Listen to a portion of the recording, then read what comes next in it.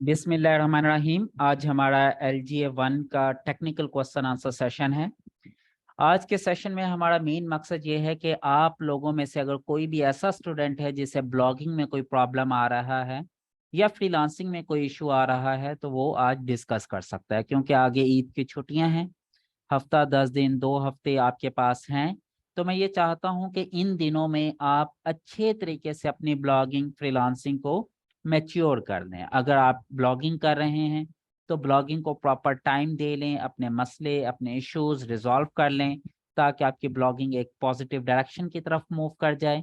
इसी तरह अगर आप फ्रीलांसर हैं तो आप फ्रीलांसिंग पे अपना टाइम ज़्यादा दें, फोकस करें ताकि आप कुछ अच्छे प्रोजेक्ट ग्रैब करने में काबिल हो जाएं। आइडियल सिचुएशन तो ये है मेरे नज़दीक कि आप ब्लॉगिंग एंड फ्रीलांसिंग दोनों करें पैरेलल में। कैसे? आप अपना ब्लॉग भी रन करें, अपने तमाम एक्सपेरिमेंट्स अपने ब्लॉग पर करें और उन्हीं एक्सपेरिमेंट को यूज करते हुए फ्रीलांसिंग करें। अगर फ्रीलांसर पर कोई प्रोजेक्ट मिल जाता है तो टॉप प्रायोरिटी फ्रीलांसर वाले प्रोजेक्ट को दें। पहले फ्रीलांसर वाला प्रोजेक्ट करें अपना। जब आपके पास फ्रीलांसर का प्रोजेक्ट नहीं है तो वो बाकी का सारा टाइम आप अपना ब्लॉगिंग को दें। तो दोनों को पैरेलल लेकर चलें। दोनों के कुछ अपने प्रॉज एंड कॉन्स हैं। ब्लॉगिंग के अपने कुछ फायदे हैं, फ्रीलांसिंग के अपने कुछ फायदे हैं, ब्लॉगिंग की अपनी कुछ लिमिटेशंस हैं, फ्रीलांसिंग की अपनी कुछ लिमिटेशंस हैं। तो अगर आप दोनों पैरेलल में लेकर चलेंगे तो आप दोनों की पॉजिटिव चीजों को यूज करें और अपने लिए एक बेहतर करियर बनाएं। बेसिकली मैंने फ्रीलांसिंग से स्टार्ट लिया था। सबसे पहले तो मैं छोटे मोटे लोकल क्लाइंट लिए, फिर मुझे आइडिया हुआ कि फाइवर पे जाना है, फिर मैं फाइवर पे TRS रहा। फिर मैंने 2014 में वो छोड़ दिया था फाइवर। फिर मैं अपवर्क पे गया, अपवर्क पे कुछ अर्सा काम किया। फिर मीनवाइल मैं freelancer.com पर आ गया। freelancer.com पे मुझे ज़रा ज़्यादा मज़ा आया काम करने का। वहाँ पे काफ़ी अच्छे अच्छे बड़े बड़े प्रोजेक्ट मिलना शुरू हो गए थे। तो फिर मैं एक प्रोफेशनल फ्रीलांसर रहा और फ्रीलांसिंग के दौरान ही मैंने अपनी कुछ प्रोडक्ट भी लॉन्च की। अल्हम्दुलिल्लाह वो भी चल रही हैं। फिर अपनी प्रोडक्ट के साथ साथ मैंने ब्लॉगिंग भी शुरू कर दी। तो मुझे ये लगता है कि मैं चूंकि मल्टीपल स्ट्रीम में काम कर रहा हूँ, blogging freelancing plus my own product, फिर साथ में मैंने अपनी एक एजेंसी भी थी मेरी, डेफिनेटली अभी भी है, सॉफ्टवेयर हाउस। तो मैं हर तरह से अपने आप को, जो भी मेरी स्किल थी मैंने हर तरह से कैप्चर किया। और यही चीज मैं आप लोगों से चाहता हूं कि आप पहले स्किल्ड हों, ब्लॉगर बने, फ्रीलांसर बने, अपनी प्रोडक्ट लॉन्च करें, अपनी एजेंसी बनाएं, सर्विस प्रोवाइडर बने। ठीक है, चलें जी। इस मामले में जो भी आप लोगों के क्वेश्चंस हों you can keep asking me ताकि आप लोगों के प्रॉब्लम्स को मैं रिजॉल्व करता चला जाऊं। जी जावेद, आकिब जावेद। आकिब आपकी आवाज नहीं आ रही मुझे।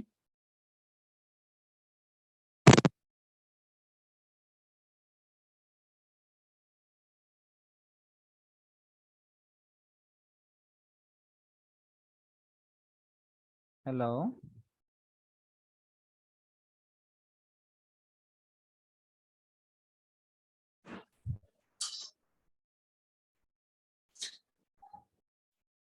जी वजिया, आप पूछें। अस्सलाम वालेकुम सर।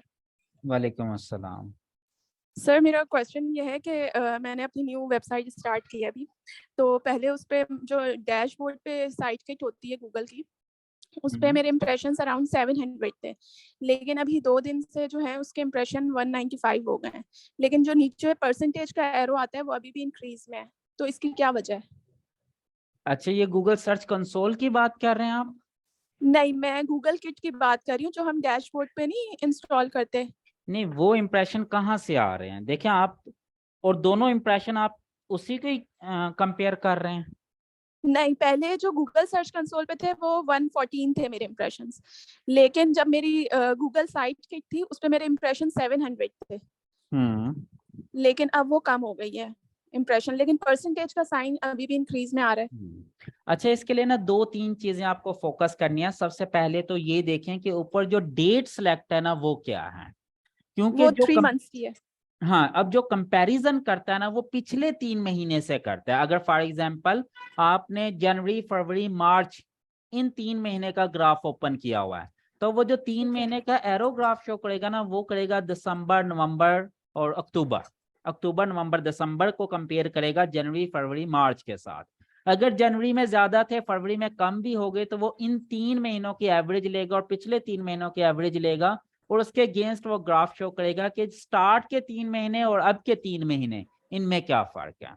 अगर आप इसको मजीद बेहतर जानना चाहते हैं तो आप अपना टाइम ग्राफ कम करें, 3 महीने के बजाय 1 महीना करें, देखिएगा परसेंटेज चेंज हो जाएगी। फिर आप 1 महीने की बजाय आप उसे 1 वीक करेंगे तो मजीद परसेंटेज चेंज हो जाएगी। अगर 1 वीक का टाइम करेंगे तो फिर करंट 1 वीक को पिछले 1 वीक के साथ कंपेयर करेगा। सही, मतलब ये जो 700 इंप्रेशंस है वो अपनी जगह पे हैं। जी जी जी जी, वो इम्प्रेशन जो आगे वो तो आगे ना, वो खत्म तो नहीं हो सकते ना। सही। और सर एक और चीज कि मेरी ads.txt फाइल जो होती है जो हम एडसेंस अप्रूवल के वक्त करते हैं वो उसका यूआरएल में तो शो हो रहा है लेकिन वो नॉट फाउंड अभी भी लिखा हुआ आ रहा है, लेकिन मुझे कोई इशू नहीं दे रहा कि मैं उसे फिक्स करूं। देखें तो वो इशू सही है? कहाँ पर आ रहा है आपको? नहीं, कोई इशू नहीं दे रहा, मतलब इशू आता है तो वो रीसेंड करता है ना नहीं, कोड नॉट को फाउंड कहाँ डाउनलोड पर करने। आ रहा है? नॉट फाउंड कहाँ पर आ रहा है? नॉट फाउंड वहीं पे जहाँ पे एडसेंस का रिव्यू का स्टेटस आता है ना, उसी के बराबर में नॉट फाउंड लिखा हुआ आ रहा है ads.txt के नीचे। नहीं नहीं, वो कोई इशू नहीं। अगर आप अपनी डोमेन का नाम जी .com/ads.txt लिखें तो वो आपको जी डाटा शो हो जाता है। जी, वो शो हो हाँ जाता है। बस ठीक है, ये मैनुअल टेस्ट होता है, इसका मतलब वो अभी अपडेट नहीं होगा, वो अपडेट कर देंगे। ठीक है सर, लास्ट क्वेश्चन है मेरा कि मेरी ट्रैफिक जो है वो कहाँ कहाँ से, मतलब सोशल मीडिया में कहाँ कहाँ से आ रही है, ये मुझे कैसे पता चलेगा? सोशल मीडिया में कहाँ से, यानी कि फेसबुक से मतलब कितनी मजीद, आ रही हाँ है, जैसे, ट्विटर से हाँ जी कितनी जी आ रही है? अच्छा, जी इसके जी जी। टूल्स हैं, आप गूगल करें आपको काफी सारे टूल्स मिल जाएंगे। जैसे सही। फॉर एग्जांपल, 1 मिनट मैं अभी स्क्रीन शेयर करता हूँ आपके साथ। स्क्रीन शेयर हो रही है आप लोगों के साथ? जी सर, प्रोसेस में।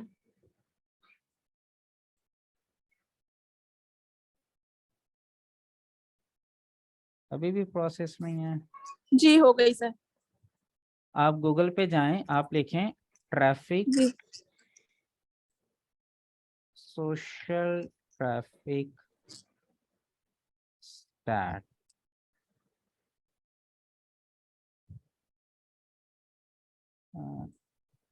Website social media traffic checker, social media tracker, free social media scheduler, website traffic check analyze. Similar web से भी पता चल जाती है। Web traffic checker, 15 ways to track your social media traffic for free website traffic checker. ये आप इनमें से कोई चेक करेंगे, कोई ना कोई डेफिनेटली नहीं सर, चल मैं तो जाएगा। कुछ भी नहीं, कोई ट्रैकर नहीं लगाया हुआ मैंने। नहीं नहीं, ना भी लगाओ तब भी पता चल जाएगा। जैसे फॉर एग्जांपल अब हम किसकी ट्रैफिक देखें, हमारी वेब की देख लेते हैं या प्रो पाकिस्तानी की देख लेते हैं जी, प्रो पाकिस्तानी डॉट, ठीक है।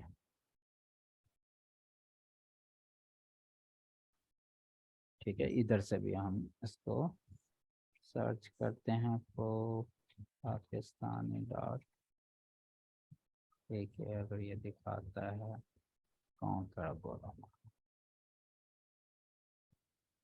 अच्छा जी, ये अब स्टैट्स हमें बता रहा है जी, country rank, global rank, total visits, bounce rate, average duration, pro Pakistani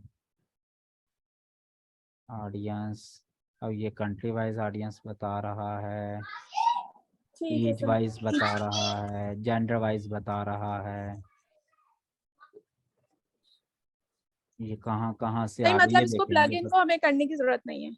नहीं नहीं, प्लगइन्स भी हैं, वैसे सही। प्लगइन्स भी हैं काफ़ी, लेकिन आप उसके ठीक बगैर भी देख सकते हैं, ये चेक कर सकते हैं, काफ़ी सारे हैं। आप जाएंगे ना, ये देखें, अब ये ठीक है आपको बता रहा है कि मार्केट में डायरेक्ट कितने आ रहे हैं, इस पे रेफरल कितने आ रहे हैं, ऑर्गेनिक सर्च कितनी है, सोशल मीडिया से कितने % आ रहे हैं। तो ये आपको इस तरह से पता चल जाती हैं, काफ़ी सारी चीज़ें हैं। ठीक है, ठीक है sir, thank you so much. अच्छा सर, आपने पैजिनेशन और सर्च का एक कोड लगाया था रोबोट टेक्स्ट में, वो लगाना जरूरी होता है क्या? सॉरी, किसका कोड लगाया था मैंने? एक पेजिनेशन और एक सर्च का रोबोट टेक्स्ट में, टेक्निकल वीडियो हाँ देखी हाँ, मैं थी मैंने ब्लॉक आपकी। करने के लिए। ब्लॉक मतलब वो हमें लगाना जरूरी होता है? मेरे उसमें कोई हाँ, अगर डुप्लीकेट कंटेंट नहीं।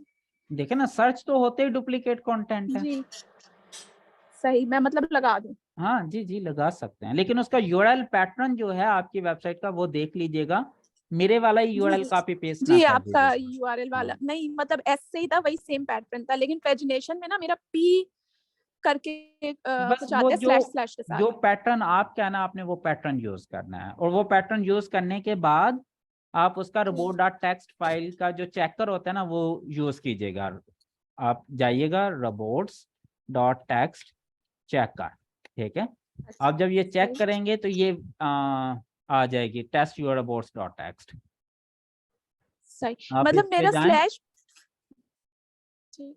और यहाँ पे जाके टेस्ट कर लीजिएगा, आप अपनी वेबसाइट को चूज कीजिएगा यहाँ, और वो यहाँ से आप कोई भी अपना पेज इंटर कीजिएगा, पेज वाला या सर्च वाला देख लीजिएगा वो ब्लॉक कर रहा है या नहीं कर रहा।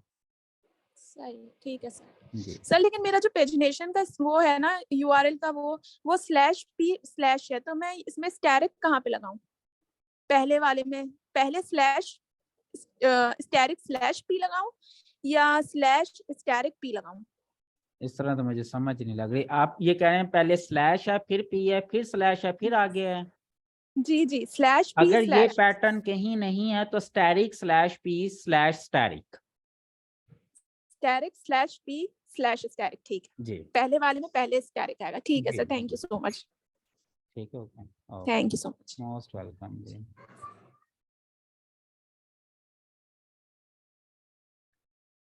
जी आपके अस्सलाम वालेकुम सर, वालेकुम कैसे हैं अस्सलाम। आप? जी अल्लाह का शुक्र है। सॉरी सर, वो पहले माइक का इश्यू आ गया था। नहीं नहीं कोई इशू नहीं, आप बोलें। सर मेरा गैस पोस्टिंग से रिलेटेड जो है ना क्वेश्चन है, मैंने साइट्स फाइंड की थी। जब मैं उनकी ट्रैफिक चेक करता हूँ सर, कोई टूल जो है 5000 बताता है तो कोई 0 बता रहा होता है, किसी में जो है मीडियम नॉर्मल आ रही होती है। ये बहुत जो है ना ट्रैफिक में इशू आ रहा है कि मुझे डाउट होता है कि कहीं वो ऑटोमेटेड ट्रैफिक ना हो, सॉफ्टवेयर से जनरेट ना की हुई हो। तो अच्छा इस सबसे लिहाज से देखें, सबसे पहले तो ये चीज जहन में रखें कि कितनी तरह की ट्रैफिक है। ये शायद मैंने किसी लेक्चर में बहुत डिटेल में पढ़ाया था आपको। एक वो जी है जो सर। ऑर्गेनिक ट्रैफिक है, एक वो है जो सोशल मीडिया ट्रैफिक है, एक वो है जो रेफरल ट्रैफिक है, एक वो है जो ऑटोमेटेड ट्रैफिक है, ठीक है। इस तरह की काफी सारे डिफरेंट टाइप्स मैंने आप लोगों को बताए थे। अब आपने ये देखना है कि कौन सा टूल आपको क्या दिखा रहा है। जैसे गूगल सर्च कंसोल में जाएंगे तो आपको सिर्फ गूगल सर्च की ऑर्गेनिक ट्रैफिक दिखा रहा होता है ना, उसका और टूल का कंपेयर नहीं कर सकते आप। और फिर एक टूल को दूसरे टूल से कंपेयर भी नहीं किया जा सकता। उसकी भी एक वैलिड रीजन ये है कि हर टूल का एल्गोरिदम अपना अपना है, डिफरेंट है। और फिर जो टूल्स आपको जीरो ट्रैफिक बता रहे होते हैं, इसका मतलब ये भी होता है कि उन्होंने अपडेट ही नहीं किया उस वेबसाइट को अभी तक। डेटाबेस में उसके स्टैट्स जो है उस वेबसाइट के वो अपडेट नहीं हुए, मे बी वो after a week, after 2 week, after 4 week वो अपडेट हो जाएं।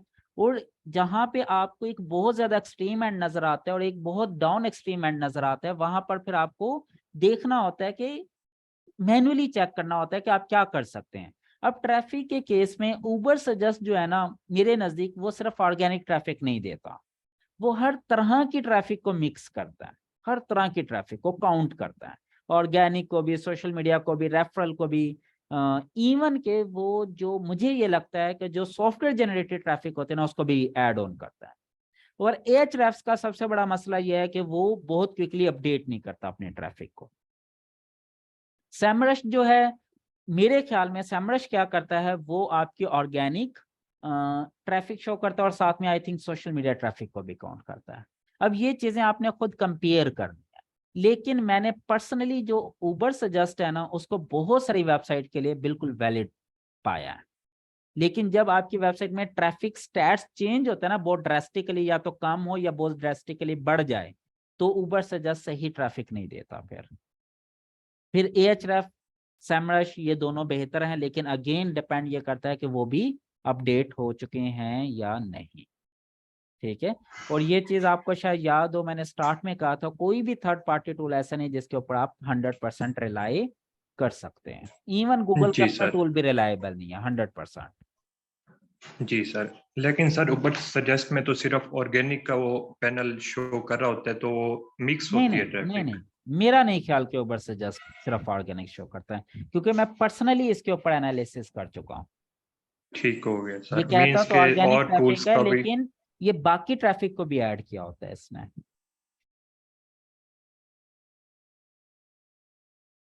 भाई या फिर अनम्यूट हो गए। जी जी, हेलो। तो फिर सर दूसरे टूल्स को भी हम कंपेयर करके फिर जो जी जी, कर सकते स्टैट्स हैं। हों। जी जी जी जी जी। ठीक हो गया सर। हाँ और सर ट्रैफिक को भी देखने किस कंट्री से आ रही है। हाँ, हम देखते हैं, ये डिपेंड करता है ना, अगर आप कंट्री स्पेसिफिक खेल रहे हैं फिर तो आपको देखना पड़ेगा। ठीक हो गया। जी, चलें सर, ठीक हो गया, ठीक हो थैंक गया। यू। Most welcome. जी, अल्लाह हाफिज। अल्लाह हाफिज।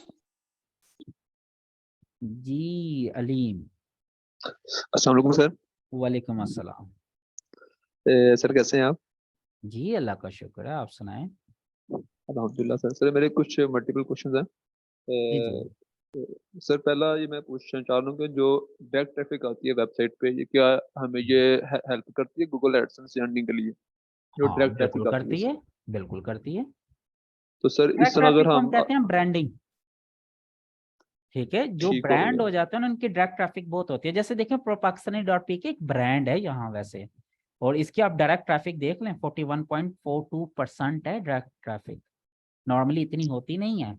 जितनी जी सर ज्यादा आपके डायरेक्ट बिल्कुल। ट्रैफिक बढ़ रही है ना, इसका मतलब यह है कि वो आप ब्रांडिंग की तरफ जा रहे हैं, ब्रांडिंग की तरफ। ठीक हो गया। तो सर अगर हम फिर डायरेक्ट ट्रैफिक में तो हम लोग अपना यूआरएल होता है वेबसाइट का, वो मल्टीपल हाँ जगहों पे शेयर कर सकते हैं, तो जो जो वहाँ पे आएगा तो उससे फायदा होगा फिर हमें एडसन में? सॉरी सॉरी, मैं समझा नहीं, डायरेक्ट ट्रैफिक में क्या होता है। हमारा जो यूआरएल होता है जो वेबसाइट हम्म। का, हम लोग जो जो यूआरएल से लोग आते हैं बेसिकली वही डायरेक्ट ट्रैफिक होती है हाँ ना? नहीं नहीं, जो जो इस तरह ब्राउजर में गए, google.com लिखकर ओपन कर दिया, यस फिर सर, जाना यस है। सर। अच्छा। अगर मैं अच्छा यहाँ ठीक हो सर्च गया। करूंगा गूगल और फिर यहाँ पर क्लिक करूंगा तो ये ऑर्गेनिक ट्रैफिक है। ठीक है, अगर ठीक सर्च ठीक। सिस्टम को यूज करूंगा, चाहे मैं यहाँ लिखूं प्रो पाकिस्तानी, अब मैं यहाँ पे क्लिक करूंगा तो ये क्या होगा, ऑर्गेनिक ट्रैफिक। अगर मैं जी सर यहीं बिल्कुल पर ऐसा ही है। लिखूं प्रो पाकिस्तानी.pk तो ये क्या हो गई, डायरेक्ट ट्रैफिक। जी सर ठीक है, ठीक हो गया। यू गेटिंग माय और पॉइंट। जी सर इसी में से एक चीज मुझे और उसमें भी कंफ्यूजन हो रही है कि अगर हम अपनी वेबसाइट पर जो यूआरएल होता है वो व्हाट्सएप पे शेयर करते हैं, तो वहां से जो क्लिक आएगा तो वो सोशल मीडिया ट्रैफिक होगी ना? नहीं, अच्छा, अब ये डिपेंड करता है। अब मुख्तलिफ जगहों पे ना मुख्तलिफ तरीके से काउंट होती है। व्हाट्सएप को नॉर्मली ज्यादातर रेफरल ट्रैफिक के अंदर काउंट किया जाता है, रेफरल ट्रैफिक, ठीक हो गया सर। कि ये कहाँ से रेफर होकर आ रहा है। ठीक हो गया। बेसिकली सोशल मीडिया ट्रैफिक भी जो है ना, this is the sub category of referral traffic. Actual में वो भी रेफरल ट्रैफिक होती है, लेकिन चूंकि गूगल को एग्जैक्टली पता है कि ये जो वेबसाइट रेफर कर रही है ना, ये वाली वेबसाइट क्या है, सोशल मीडिया की है, फेसबुक है, ट्विटर है, लिंक्डइन है। अब वो क्या करते हैं, उन्होंने इसको एक अलग कैटेगरी दे दी सोशल मीडिया की। ठीक हो गया। ठीक हो गया। क्योंकि सर यस, मुझे ये था कि जो रेफरल ट्रैफिक होती है वो बेसिकली बैकलिंक के थ्रू जो ट्रैफिक आती है ना, उससे हम लोग रेफरल ट्रैफिक कहते हैं। तो वो भी रेफरल ट्रैफिक है, बैकलिंक वाले भी, ठीक हो वो गया। भी रेफरल तो ट्रैफिक है, बैकलिंक वाले। ठीक हो गया सर। दूसरा मेरा क्वेश्चन ये है कि जो अगर मिसाल तौर पे हम लोग वेबसाइट स्टार्ट करते हैं ब्लॉगिंग की, और उसके सीपीसी जो है उसका बिल्कुल जीरो, मतलब कीवर्ड्स का सीपीसी है ही नहीं, जीरो जीरो है, हाँ, और क्या हमें फिर भी एडसन के थ्रू उसकी अर्निंग अच्छी हो सकती है? नहीं डिपेंड करता है। देखो, कीवर्ड का हो सकता है सीपीसी 0 हो, लेकिन आपकी वेबसाइट पे एक कीवर्ड तो नहीं होगा। नहीं, वेबसाइट पे तो 100 जितने भी कीवर्ड्स मतलब कि उसके फाइंड कर रहे हैं ना, ऑलमोस्ट नहीं, उसकी जो आप फाइंड कर रहे हैं वो ना देखें, जिन कीवर्ड्स पर रैंक हो रही है वो देखें आप। ठीक है, ठीक समटाइम हो ये गया। होता है कि कीवर्ड्स जो होते हैं ना, नॉर्मली जो आप देख रहे होते हैं वो लो सीपीसी के होते हैं, लेकिन ठीक हो गया। उसी में कोई एक दो ऐसे कीवर्ड आपके रैंक हो जाते हैं जो कि कमर्शियल इंटेंट के होते हैं, या किसी और ऐसी इंटेंट के होते हैं जिसके ऊपर सीपीसी हाई लगा होता है, सेल्स इंटेंट के होते हैं। नॉर्मली सेल्स इंटेंट के जो सीपीसी है ना वो हाई होते हैं, सेल्स इंटेंट के, ये जहन में रखना। ठीक हो ठीक उसका एक मतलब तरीका कि ये भी होता है, जब आप सर्च करें ना, जैसे डोमेन में लिख के सर्च करता हूं तो यहाँ पे कितने लोग आ रहे हैं, अब ये देखें 4 स्पॉन्सर्ड आ रहे हैं, इसका मतलब भाई ये अच्छा सीपीसी वाला है। अब इसी तरह मैं लिखूं कि बेस्ट होस्टिंग कंपनी, अब देखिएगा, अब ये जो कीवर्ड है ना बेस्ट होस्टिंग कंपनी, ये क्या है, सेल्स ओरिएंटेड है। इसके ऊपर भी देखें 1 sponsored, 2 sponsored, 3 sponsored, 4 sponsored, maximum 4 position होती हैं। उसके बाद फिर गूगल ने अपना एक पूरे का पूरा पॉपुलर वेब होस्टिंग सर्विस का ग्राफ दे रखा है। तो भाई इसका मतलब ये कि अगर किसी का ये वाला कीवर्ड टारगेट करता है, रैंक होता है, उससे अच्छी अर्निंग होगी। ठीक है, सिंपल एक ही फार्मूला है, जिस कीवर्ड के अगेंस्ट स्पॉन्सर्ड एड ज्यादा हो ना, उस पे अर्निंग ज्यादा होगी। फॉर एग्जांपल मैं कहता हूं हाउ टू इंस्टॉल विंडो, कितने स्पॉन्सर्ड हैं जी? कोई भी नहीं है। कोई भी नहीं। इस कीवर्ड पर अर्निंग कम है। ठीक है, लेकिन होगी मतलब कि इंप्रेशन की। विंडोज सेलर, अच्छा विंडोज सेलर पे भी नहीं है। इसको हाउ टू इंस्टॉल डोमेन, इस पे भी देखें कोई नहीं है। अब ये कीवर्ड है informative, how to install domain. ठीक है, बिल्कुल ऐसा ही है। हाउ टू बाय कर दे हम इंस्टॉल की जगह, ये भी इंफॉर्मेटिव है। अब यहाँ पे कर दें बेस्ट डोमेन या डोमेन सेलर या रजिस्ट्रार, साथ ही स्पॉन्सर्ड ऐड शुरू हो जाएंगे। बिल्कुल सर ऐसा ही है। सेल्स, जैसे जैसे इंटेंट चेंज होगी ना एक ही कीवर्ड की, वैसे वैसे आपका सीपीसी चेंज होता रहेगा ऑटोमेटिकली। ठीक होगा सर। सर एक क्वेश्चन मेरा क्लियर हो गया सर, क्लियर हो गया सर। एक क्वेश्चन मेरा हो रहा है कि अगर हम किसी सर्विस बेस्ड वेबसाइट पे या ई कॉमर्स की एसईओ कर रहे हैं तो उसके सर्च कंसोल में सिर्फ इंप्रेशंस आ रहे हैं, क्लिक्स कोई भी नहीं है। उस पेज का भी और उस प्रोडक्ट का भी कोई क्लिक नहीं है, सिर्फ इंप्रेशंस ही आ रहे हैं। तो क्या, तो हाँ आपने तो ये बताया था कि जब तक क्लिक ना आए तब तक हमें उसकी बैकलिंकिंग स्टार्ट नहीं करनी चाहिए। तो क्या जरूरी है कि हम उसका मेटा अपडेट करें, क्लिक्स आने का वेट करें, फिर बैकलिंकिंग स्टार्ट करें, या न्यू वेबसाइट है? जी सर न्यू वेबसाइट है। 0 क्लिक है? जी सर 0 क्लिक है, लेकिन इंप्रेशंस हैं? जी सर। अब आपने वेबसाइट के बैकलिंक नहीं लेने, सोशल मीडिया के थ्रू ट्रैफिक लेना शुरू करें। ठीक हो गया। उसके बाद जब सोशल मीडिया ट्रैफिक आएगी, आपको ऑर्गेनिक क्लिक 2-4 मिलना शुरू हो जाएंगे। जैसे ही मिलना शुरू हो, आप लिंक बिल्डिंग ऐसा ऐसा स्लो एंड स्टडी करना शुरू कर दें। ठीक हो गया, क्योंकि सर इसके अलावा भी कुछ वेबसाइट ऐसी हैं, क्योंकि पुरानी वेबसाइट है, लेकिन अगर न्यू पेज बनाते हैं या 1 माह 2 माह भी हो जाता है ना, तो उसमें ये होता है कि इंप्रेशन तो आ रहे होते हैं, लाइक वो चौथे या तीसरे पेज पे कीवर्ड होता है, लेकिन इंप्रेशन ऑलमोस्ट पहले के 800,000 अच्छा, एक इसका आ रहे होते हैं। हाँ, इसका वैसे एक है क्या, इसका ना एक वो होता है प्रोसीजर है इसका भी। आप ऐसे कीवर्ड को टारगेट करें जिसका search volume near to 0, 10, 20, 100 maximum. ठीक हो गया। वो इजीली ऑटोमेटिकली रैंक हो जाएगा पहले पेज पर। उससे आप देखेगा आपको 2, 4, 5, 10 दिन के अंदर क्लिक्स आना शुरू हो जाएंगे। हमेशा एक तरीकाकार होता है, एक प्लानिंग होती है। जी सर बिल्कुल जब ऐसे ही है। मुझे इंप्रेशन आ रहे हैं, क्लिक्स नहीं आ रहे, मैं 4-5 ऐसे टॉपिक ढूंढूंगा जो कि एग्जैक्ट रेलेवेंट होंगे मेरी अपनी नीच के, और उनका सर्च वॉल्यूम होगा 10, 20 या 0। उन 5 को रैंक करना मेरे लिए बच्चों वाला खेल होगा, क्योंकि ट्रैफिक 0 है ना उसके ऊपर। जी सर बिल्कुल। ट्रैफिक 0 का मतलब ये है कि भाई उसको कोई सर्च ही नहीं करा। जब सर्च नहीं करा तो कोई टारगेट भी नहीं कर रहा होगा। जब मैं उसे टारगेट करूंगा तो 0 का मतलब भी ये होता है 0 नहीं होता, कुछ ना कुछ होती है। तो अगर 2, 4, 5 क्लिक भी मिल गए तो मुझे एक चांस गेट में मिल जाता है कि भाई मैं लिंक बिल्डिंग शुरू करूं, कि अब कोई ऑर्गेनिक क्लिक मिलना शुरू हो गया। अब बेसिकली हम गूगल को शो क्या करवाना चाह रहे हैं? गूगल को शो ये करवाना चाह रहे हैं कि भाई ये बैकलिंक मैं नहीं बना रहा, ये नेचुरल बन रहे हैं। जब आपकी वेबसाइट के ऊपर ट्रैफिक ही नहीं है, 0 है, तो नेचुरल बैकलिंक कैसे मिलेंगे? मिल ही नहीं सकते ना। बिल्कुल सर ऐसा ही है। ये सर ठीक हो गया। और सर दूसरा एक लास्ट क्वेश्चन ये है कि एडसन के लिए जब हम लोगों ने अप्रूव करवाना है, वेबसाइट है उसके कुछ पेजेस, अगर हम about us, privacy policy page, ये इस तरह के जो मेन 2-3 पेज है ये ना बनाए और वेबसाइट पे ट्रैफिक आ रही है और इस एडसन के लिए भेज दें, तो क्या अप्रूव हो जाएगा कि ये पेजेस जरूरी होते हैं वेब जरूरी है जी, बनाए, जरूरी है, ठीक है। जरूरी है। 2 पेजेस भी हों अबाउट अस और प्राइवेसी पॉलिसी तो इनफ है, या इसके अलावा टर्म्स एंड कंडीशन भी बनाना चाहिए? यह डिपेंड करता है। अगर आपका ब्लॉग है तो आपको टर्म्स एंड कंडीशन की जरूरत नहीं है, आप प्राइवेसी पॉलिसी में डिफाइन कर सकते हैं। डिस्क्लेमर पॉलिसी दे दें छोटी सी ना, एक दो बुलेट पॉइंट की डिस्क्लेमर पॉलिसी ब्लॉग की दे देना जरूरी होती है कि ये जिस चीज को आप टारगेट करें ना, जिस नीच को आप बताएं कि भाई ये हम अपनी तरफ से बेस्ट पॉसिबल रिजल्ट दे रहे हैं using the research of different scholars. अगर इसमें कोई फैक्ट्स एंड फिगर्स वेरी कर जाता है या चेंज हो जाता है due to any reason, due to misunderstanding, due to research factor, due to time factor, तो उसमें हम रिस्पॉन्सिबल नहीं है। तो काइंडली ठीक हो जो गया, भी हमारी रिसर्च या फैक्ट्स एंड फिगर हैं उसको क्रॉस वेरीफाई कर लें।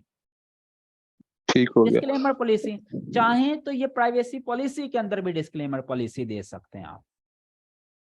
ठीक हो गया। सर इसी से रिलेटेड मेरा एक क्वेश्चन हो रही है कि अगर वेबसाइट के हम लोग ये पेजेस तो बनाए, लेकिन अगर हम जो उसका ब्लॉग लिखें वो एक या दो लिखें और लेकिन उस पर ट्रैफिक बहुत ज्यादा आ रही है, तो क्या वो मतलब कि 2 या 3 ब्लॉग लिखे हैं और ये पेजेस बनाए हैं और आप एडसन के लिए प्रूव करवाएं तो वेबसाइट प्रूव हो जाएगी?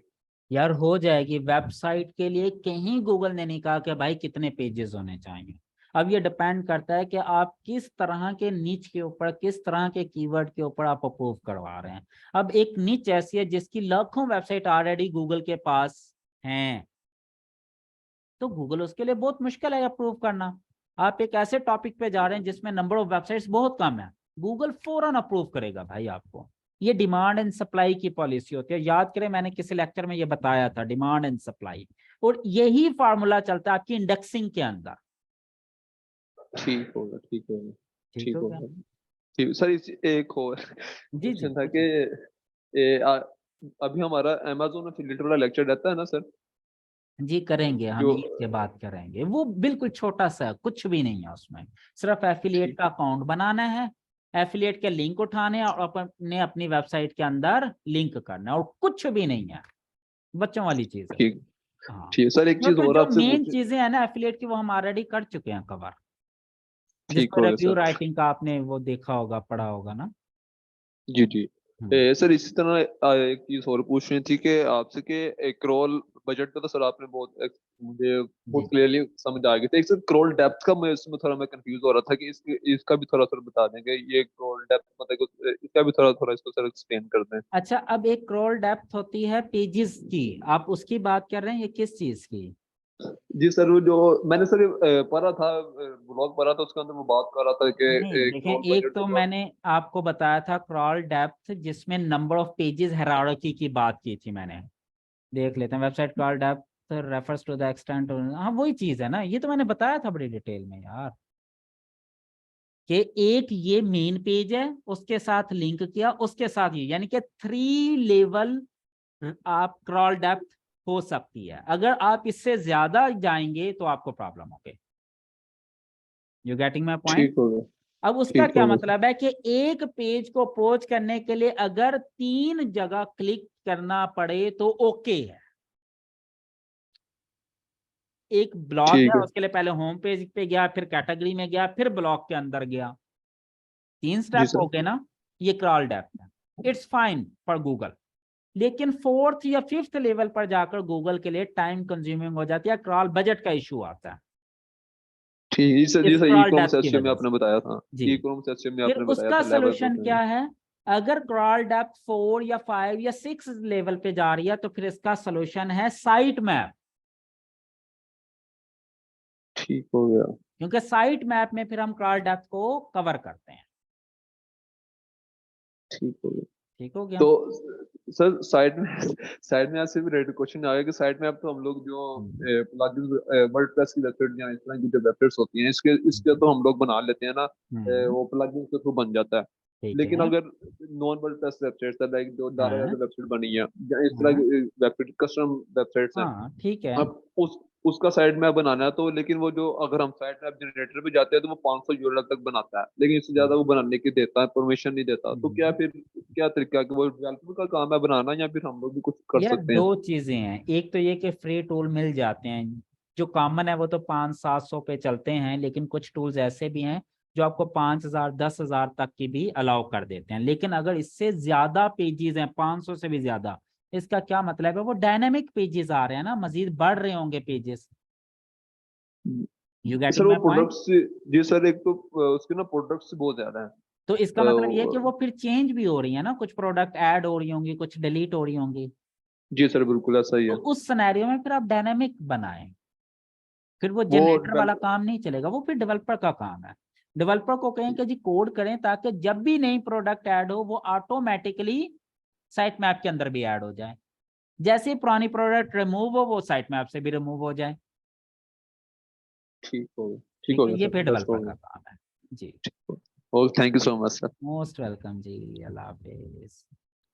अच्छा सॉरी, कुछ लोग मैसेज कर रहे हैं कि वॉइस का इशू है, तो जरा मुझे बताएं कि आवाज ठीक है सबके पास?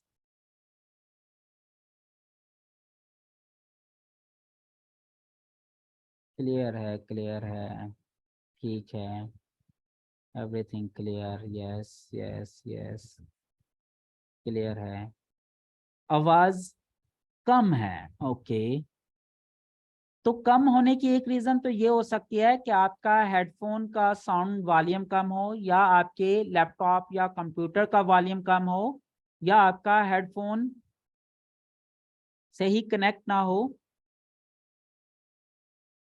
अच्छा, आपके पास अगर वॉल्यूम फुल है तो आप एक काम करें, आप YouTube की या कोई और वीडियो सुन के देखें क्या वहां पर वॉल्यूम ठीक आता है। वैसे सबके पास आवाज क्लियर है, तो इसका मतलब ये है कि मेरे एंड पर तो कोई इशू नहीं है, बाकी आप अपने एंड पर चेक कर लें फिर भी, ठीक है।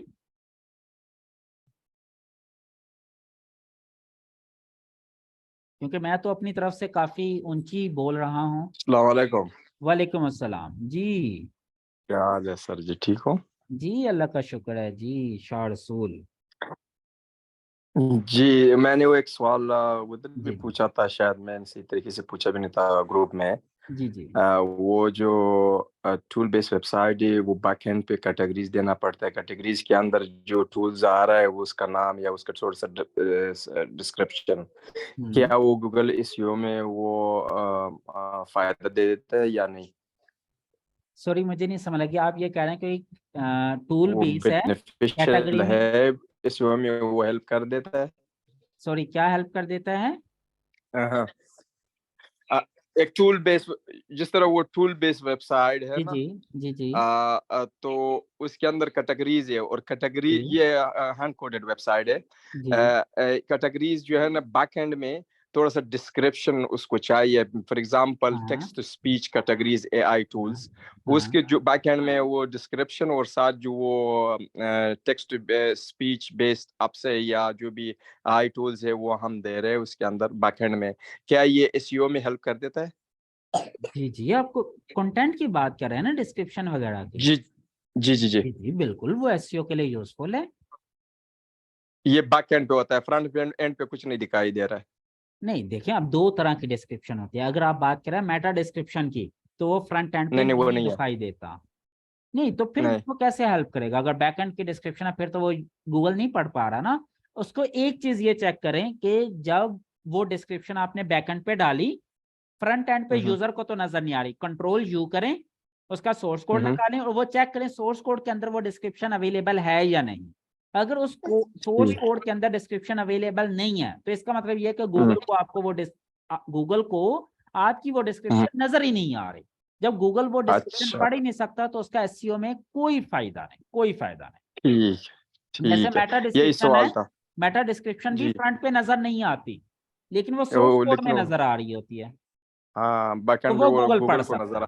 जी गूगल को ठीक नजर आ रहा ठीक, मतलब जो चीज गूगल को नजर आ रहा है वो एसईओ में हेल्प कर देता है, अगर है। नहीं आ रहा है तो जी कुछ हेल्प नहीं हाँ, करेगा। फिर नहीं। बस यही सवाल था, थैंक यू मोस्ट वेलकम जी, सर। अल्लाह हाफिज। अस्सलाम वालेकुम सर जी। वालेकुम अस्सलाम जी असद।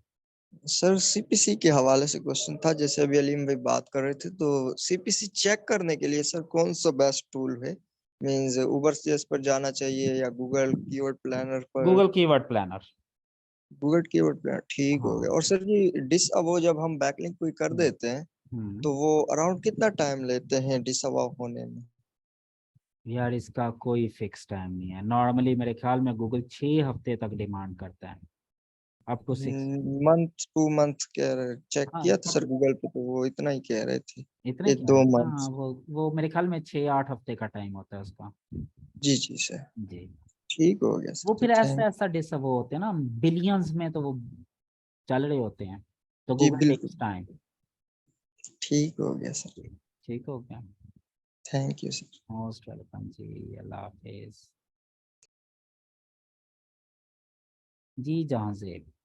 अस्सलाम वालेकुम सर। वालेकुम अस्सलाम। सर मैं ये पूछना चाह रहा था कि जो न्यूज़ के अंदर जो होती है, न्यूज़ के अंदर कोई भी अगर हम काम कर रहे हो तो उस न्यूज़ के अंदर जो वेबसाइट हम सर्च में अंदर आ रही होती है, तो वो अथॉरिटी की बेस पर हम रैंक होंगे या जो जितनी क्विकली उसको न्यूज़ को कवर करे उस बेस यार पर रैंक होगी?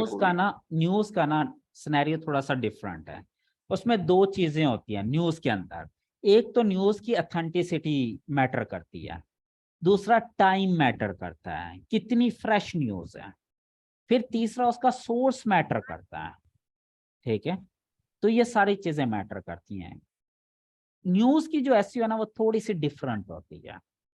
आप कितना अथेंटिक सोर्स है, कितना क्विक आप गूगल को डाटा प्रोवाइड कर रहे हैं, कितना फ्रेश डाटा प्रोवाइड कर रहे हैं, फिर आपके अपना जो सोर्स है वो कितना वैलिड है, कितना ऑथेंटिक है।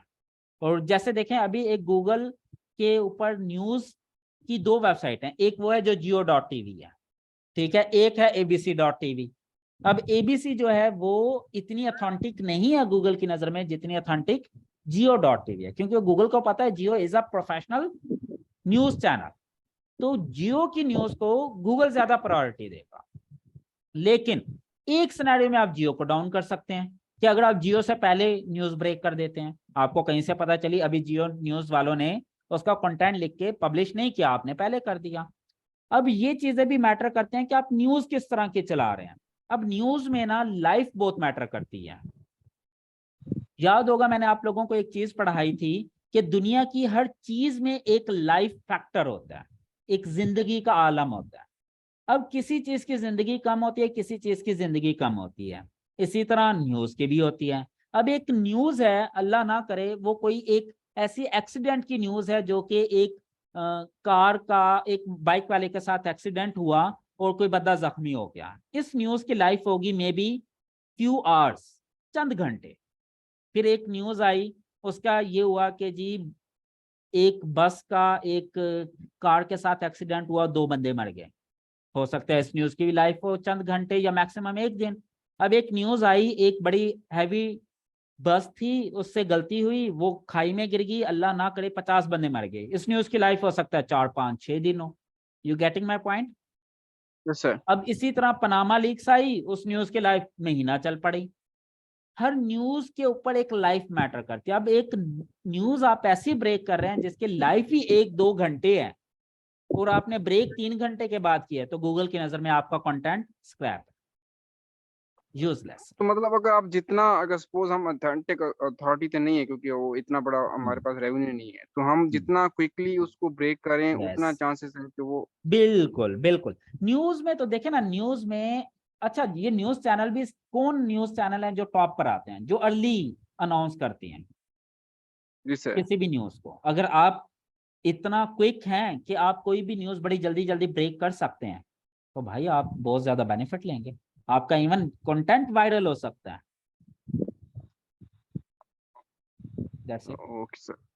और सर दूसरा जो गेस्ट पोस्ट है उसके हवाले से सर ये पूछना था कि इसमें हम एक, मैं सर काफी टाइम से मैं सोच रहा हूँ कि जो ऑथर एक्सेस है ये हम क्या एडमिन से बातचीत कर कर ले सकते हैं या इसका कोई और तरीका भी होता है? मैं समझा नहीं, क्या मतलब सर ये आप, जो यानी कि किसी और की ऑथर, वेबसाइट पे एडमिन बनना है? ये सर ऑथर अकाउंट जो अच्छा, मिलता है, मतलब कि हम हाँ, ऐसे ऑथर बन के वहाँ पर पब्लिश करते हैं। डिपेंड करता है, डिपेंड करता है। कुछ वेबसाइट्स दे देती हैं, कुछ वेबसाइट डायरेक्ट गेस्ट पोस्ट लेती हैं। वो कहते हैं भाई हमसे कमिटमेंट कर लो अब से कि इतने आर्टिकल दोगे, इतने पैसे दोगे, हम पब्लिश करते रहते हैं। कुछ कहते हैं जी आप ऑथर बन जाएं, आप आर्टिकल पब्लिश करते रहें, पर आर्टिकल हमें इतना देते रहें, बस आप जितने मर्जी लें। ये सिनेरियो ओके होता है सर। डिफरेंट, बहुत सारे डिफरेंट। ये देखो ये डील्स हैं, दीज आर सिंपली डील्स। कुछ होती हैं वो डिफरेंट तरीकों से डील करती हैं, कुछ पैसों के साथ डील करती हैं, कुछ बहुत महंगी होती हैं, कुछ बहुत सस्ती होती हैं। सर दूसरा एक सर पूछना था, एक जो एक में टर्म यूज होती है वेब 3.0, जो हाँ वेबसाइट होती हैं हाँ सर, उनके लिए जो बैकलिंक होते हैं सर, मैंने थोड़ा बहुत अरसा मैंने काम भी उस पर किया है। इसमें जो ब्लॉकचेन सर, इसका थोड़ा सा कंसेप्ट मुझे अभी तक नहीं क्लियर हो रहा कि ये जो गेस्ट पोस्ट, उसमें भी गेस्ट पोस्ट में भी हम नॉर्मली हम लिंक लगाते हैं कि अब एक पोस्ट के अंदर, तो ये वेब 3.0 वो वही सेम चीज होगी या नहीं डिफरेंट नहीं होगी? नहीं नहीं नहीं, वो और चीज है, वो और चीज, वो और चीज। देखिए पहले ये कंसेप्ट पढ़ें कि व्हाट इज वेब 1.0। 1.0 होता है, जीरो को हम ओ पढ़ते हैं बेसिकली ना, 1.0। इसी तरह वेब 2.0, फिर वेब 3.0। अब पहले इनको पढ़ें कि ये है क्या, इनमें डिफरेंस क्या है, ठीक है, तो आपको आइडिया हो जाएगा। Okay sir. तो सर लास्ट ये पूछना है कि मेरी सर वेबसाइट है, उस पर तकरीबन 20,000 करीब इम्प्रेशन है और ट्रैफिक भी, क्लिक्स भी 150 अबव हैं। लेकिन सर उसमें CTR जो है ना वो तकरीबन 0.7 तक है, तो उसमें जो अभी आपने एक बताया जीरो कीवर्ड वाला फार्मूला बताया, तो फिर उसमें हम वही वही मैं तरीका अप्लाई कर नहीं सकता हूँ नहीं कि नहीं इसमें? नहीं नहीं नहीं, CTR कम होने की एक मेजर रीजन ये होती है कि आपके ज्यादा आर्टिकल या सॉरी ज्यादा कीवर्ड ऐसी जगह पर रैंक हैं जो पहले पेज पे कोई 7वें 8वें नंबर पर आते हैं, जहां पर क्लिक कम होते हैं। आपने अगर CTR बढ़ाना है तो आप क्या करें, ऐसे कीवर्ड उठाएं जिनकी पोजीशन 7वें 8वें 9वें 10वें नंबर पर है, उनकी लिंक बिल्डिंग करें ताकि वो रैंक हो पहले दूसरे तीसरे नंबर पर, तो आपका CTR बढ़ना शुरू हो जाएगा।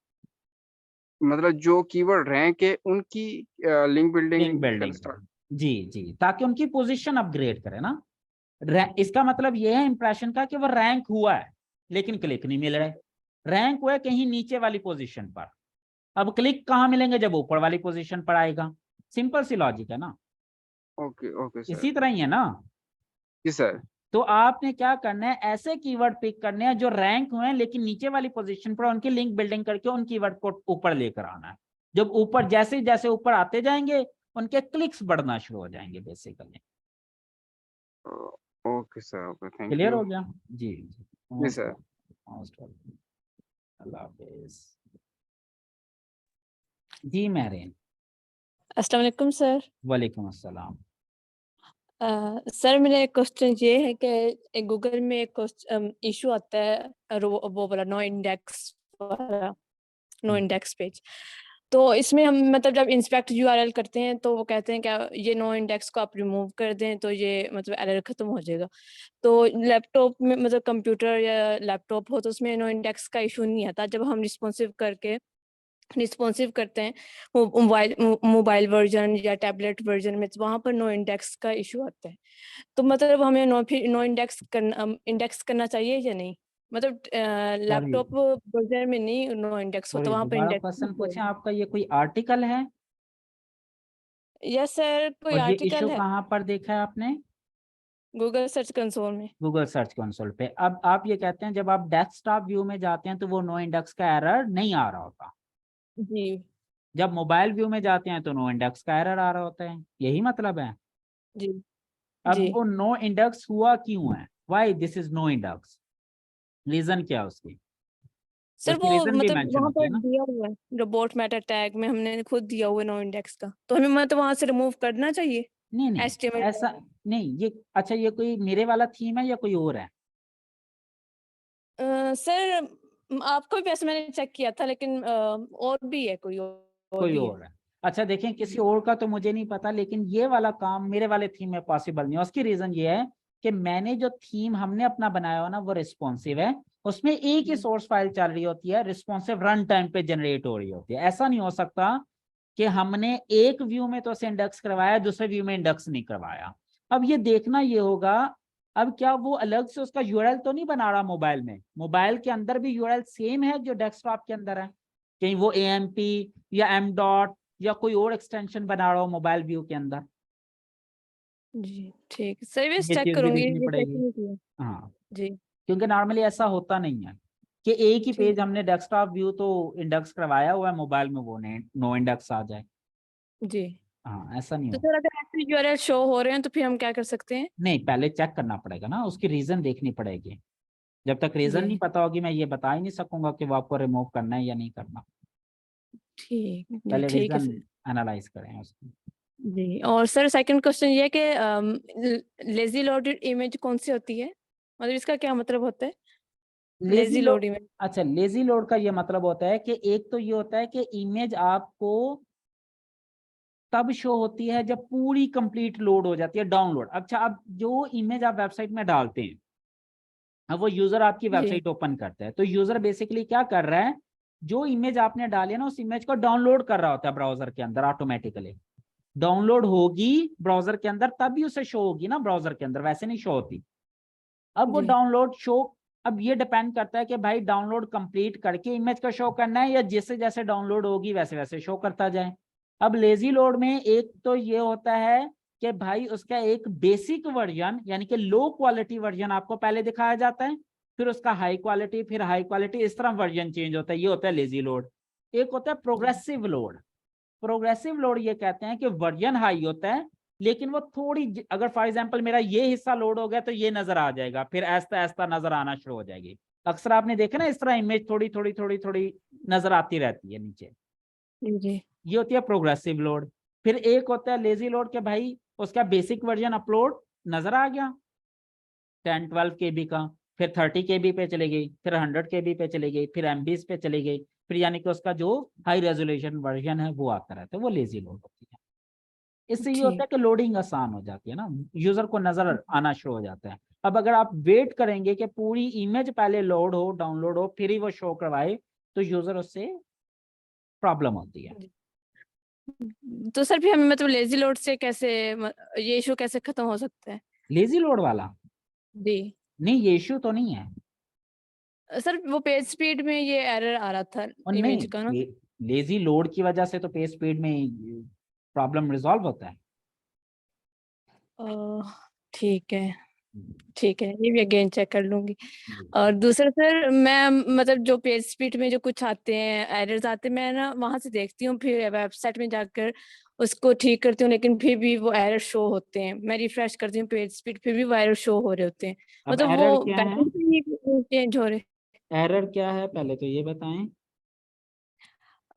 लाइक आर्टिब्यूट हो गए, इमेज की जो आर्टिब्यूट्स होते हैं। एट्रीब्यूट्स, अब वो जी एट्रीब्यूट्स आपने डाल दिए। जी वो मैंने ऐड कर दिया, लेकिन अभी भी वो पेज स्पीड में वही शो हो रहा है जो नहीं पहले नहीं, था। पेज स्पीड नहीं देखनी, हमने ये देखना है कि ये एरर वहां पे ठीक हुआ या नहीं हुआ, जी नहीं हुआ ठीक। यानी कि वो एट्रीब्यूट का एरर आ रहा है तब भी। जी वो अभी भी आ रहा है।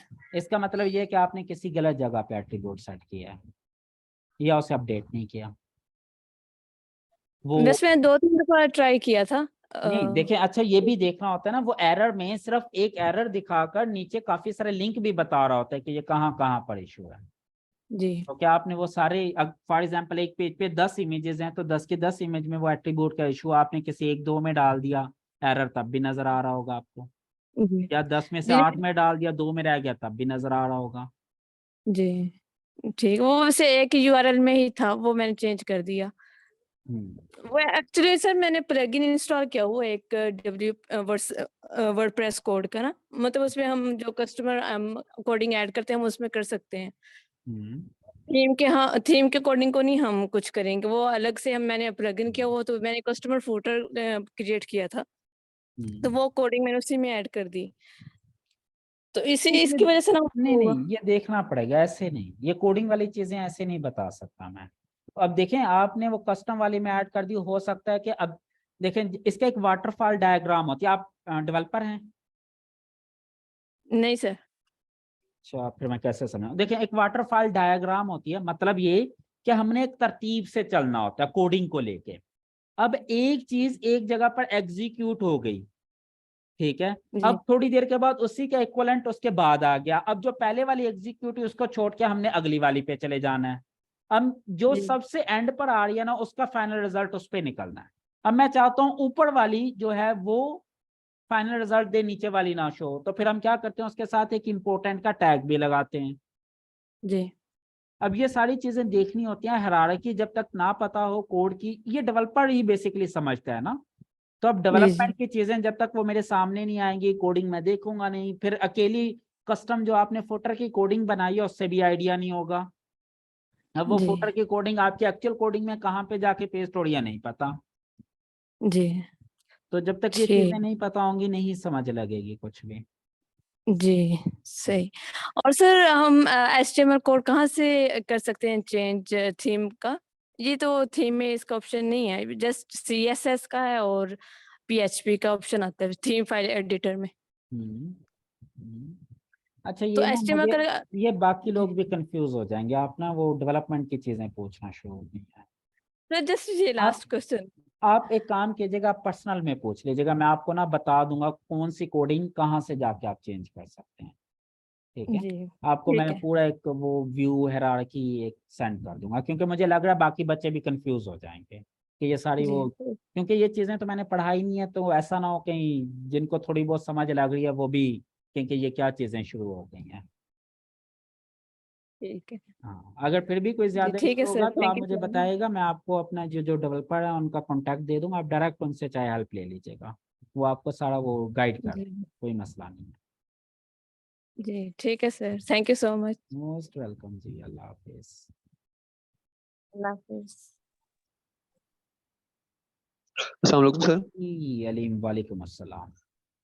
सर एक कंफर्मेशन चाहिए रोबोस TXT के से रिलेटेड। हम्म सर अगर आप अपनी वेबसाइट को अगर आप ओपन करें DD एप्स को, तो उसमें क्या नाम है पेजिनेशन का, तो आपने वो डिसअलो किया हुआ है, उसमें सर्च वाला डिसअलो नहीं है, तो यार वो उसका। एक्सपेरिमेंट कर रहा था, वो चेंज किया था तो नहीं किया होगा। तो सर मैंने ये चैट में ना सेंड किया है उसका, जो मुझे लगता है कि ये होना पेज चाहिए। वाला ये सर्च वाला नहीं डाला हुआ, ये सर बिल्कुल। ये मेरे चैट में चेक कीजिएगा, मैंने एक ना हाँ, बनाया है, तो ये आप ये देखेंगे मेरे ये वाली ठीक बना है। वेबसाइट के लिए। जी सर, आपकी वाली वेबसाइट के लिए। अच्छा अभी चेक कर लेते हैं। सर अर्निंग गाइड में है सर्च वाला ऑप्शन ना। वही जाते हैं हम अभी, गाइड सर्च में जाके लिखते हैं SEO सर्च क्वेश्चन। सर अच्छा ये भी चे- आपको जरूरत नहीं है, मैं आपको ना सर चैट में लिख के दिखाता हूँ, एक मिनट। मैंने सर चैट में देखा है, ये देखिएगा ठीक ही लिखा मैंने। नहीं नहीं नहीं, वो जरूरत नहीं है। दिस अलाउ पालन आप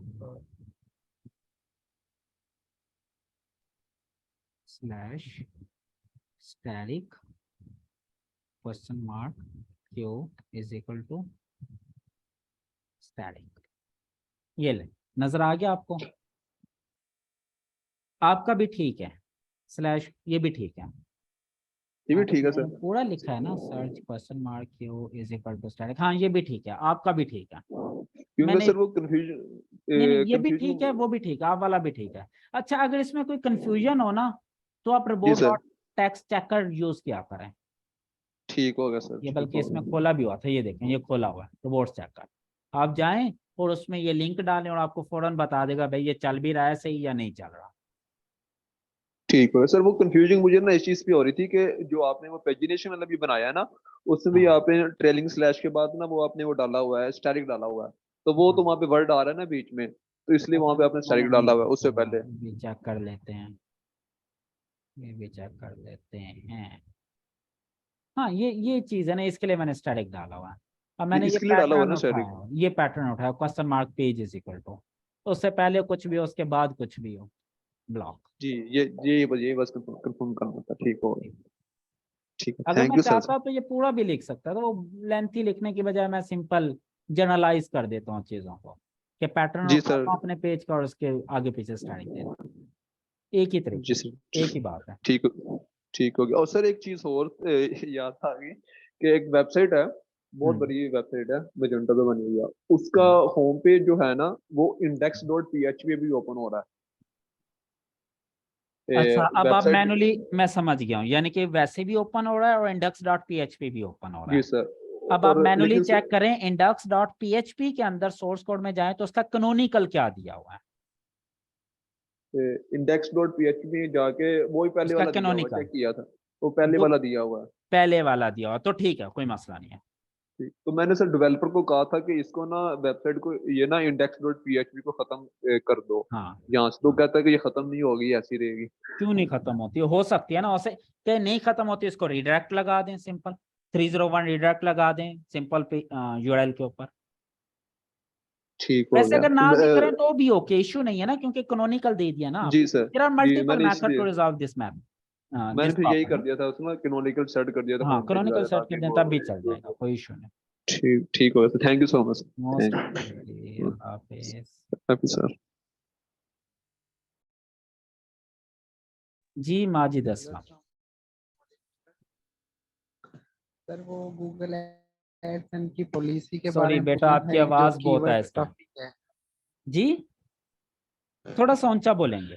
ये कीवर्ड हाँ स्टफिंग हाँ का हाँ मतलब गूगल एडसेंस के अंदर जो इसकी पॉलिसी है, हाँ। अगर हम कीवर्ड स्टफिंग नहीं करेंगे तो मतलब गूगल हम्म। पे किस तरह रैंक करेंगे? कीवर्ड स्टफिंग करना तो जरूरी होता है।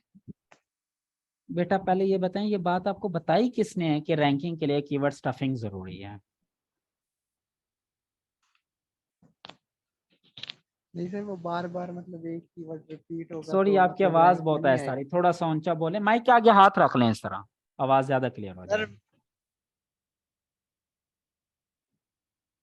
सर मैं ये कह रहा हूँ कि मतलब हाँ अगर बार बार एक कीवर्ड यूज होता है तो हाँ, फिर मतलब फिर वो रैंकिंग में नहीं आता, मैंने तो ऐसा ये कभी फिर नहीं रैंकिंग के पढ़ाया। अंदर नहीं आता। नहीं, जी मैंने तो ऐसा कभी नहीं पढ़ाया। मैंने तो कहा कीवर्ड स्टफिंग नहीं करनी, कीवर्ड स्टफिंग से रैंकिंग नहीं होती कभी भी, ये ज़हन में रखें। ये पुराना वक्त था जब गूगल को पता ही नहीं था। मैंने कहा गूगल तो अब अंडरस्टैंड करता आपका कंटेंट, अब कंटेंट को रीड करके गूगल उसके वर्ड्स नहीं पिक करता, गूगल उसकी इंटेंट पिक करता है। इंटेंट, एक वक्त था जब गूगल आपके वर्ड्स पिक करता था, तब ये चीज जरूरी थी कि हम कीवर्ड स्टफिंग भी कर लेते थे, कीवर्ड को बार बार यूज भी कर लेते थे बेनिफिट लेने के लिए। अब गूगल आपके कीवर्ड्स को पिक नहीं करता, आपके आर्टिकल के इंटेंट को पिक करता है कि इसका इंटेंट क्या है, मकसद क्या है। इवन बहुत सारे कीवर्ड ऐसे रैंक हो जाएंगे जो आपने एक दफा भी यूज नहीं किए होंगे अपनी वेबसाइट में, challenge, not a single one time, और वो रैंक कर जाएंगे क्योंकि उसकी इंटेंट सेम होगी आपके आर्टिकल वाली। क्लियर हुई बात? जी सर। और तो सर अगर देखिए ये मतलब कंसेप्ट इस आपके तरह जहन में है, सॉरी, अगर ये कंसेप्ट आपके जहन में है कि मुझे बार बार यूज करना है रैंकिंग के लिए, तो ये गलत कंसेप्ट है और इससे रैंकिंग नहीं होगी। ठीक है, इस कंसेप्ट को चेंज करें। ठीक हो गया सर। जी, और सर एक चीज ये कि आवाज मतलब आवाज एक लफ्ज है योगा। थोड़ा ऊंचा, सॉरी। सर एक चीज, सर ये एक चीज है, एक लफ्ज है योगा कीवर्ड, योग, हाँ और एक है बेस्ट योगा, तो हाँ। ये सेकेंडरी बन जाएंगे, मतलब ये स्टफिंग के अंदर ही आ जाएंगे। बेटा आपकी आवाज एकदम खत्म हो जाती है मुझे ना, इस तरह हाथ रख लें जैसे मैंने रखा हुआ ना, माइक को अपने हाथ के अंदर लें और हाथ रख के, ताकि आपकी आवाज यहीं पे ही रहे सारी माइक के अंदर।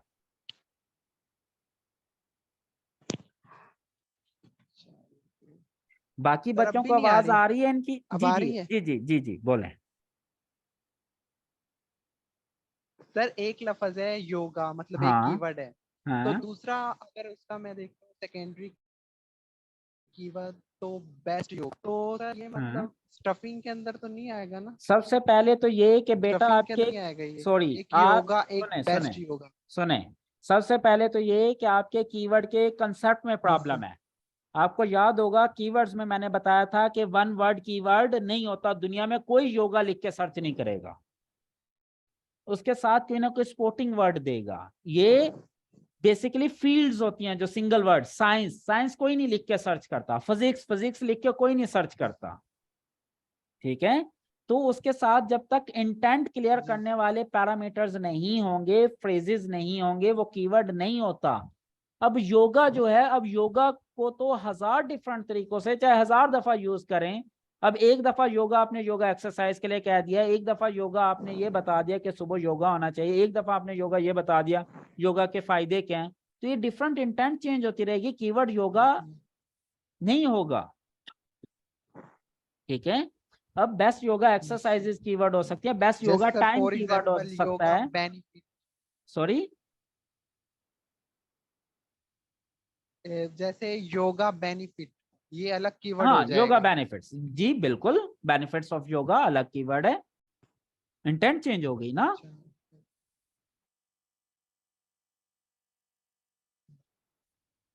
ठीक क्लियर हो हुआ गया या सर, नहीं आगे हुआ? समझ। Okay thank you. जी जी सॉरी, सर क्लियर हो गए सर। चलें, गुड गुड गुड, हो गए। ओके ओके ओके जी। इनके अलावा अगर कोई क्वेश्चन है तो आप पूछ सकते हैं। अच्छा, टाइप में भी बहुत सारे लोगों ने मैसेज भेजे थे, अब वो ऊपर चले गए, मैं नहीं रीड कर सकता। अब आप चूंकि माइक वाले खत्म हो गए हैं क्वेश्चंस, अब आप टाइप करके भी सेंड कर सकते हैं जल्दी से। जिसने टाइप करके भी पूछना, टाइप करके भी पूछ सकता है। जी अलीम।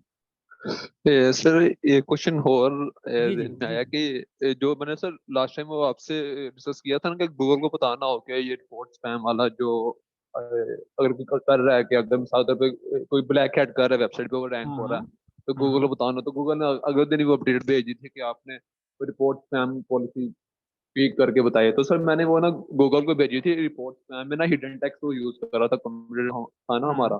तो वो हाँ। ऑलमोस्ट 10 to 15 डेज हो गए हैं, तो अभी तक उसका वो जो कीवर्ड्स है ना उसी पे रैंक है। तो इसमें सर कितना को वैसे टाइम लग सकता है कि नहीं नहीं, गूगल उसको। ये गूगल पे डिपेंड करता है, कोई वो नहीं है। अब गूगल मैनुअल एक्शन पे हो सकता है क्यू में लग गया हो सकता है उसका नंबर कोई हफ्ते बाद आए, महीने बाद आए, या साल बाद आए। No one knows. Manual action पे ठीक। कोई टाइम नहीं डिफाइन किया गूगल ने कभी भी।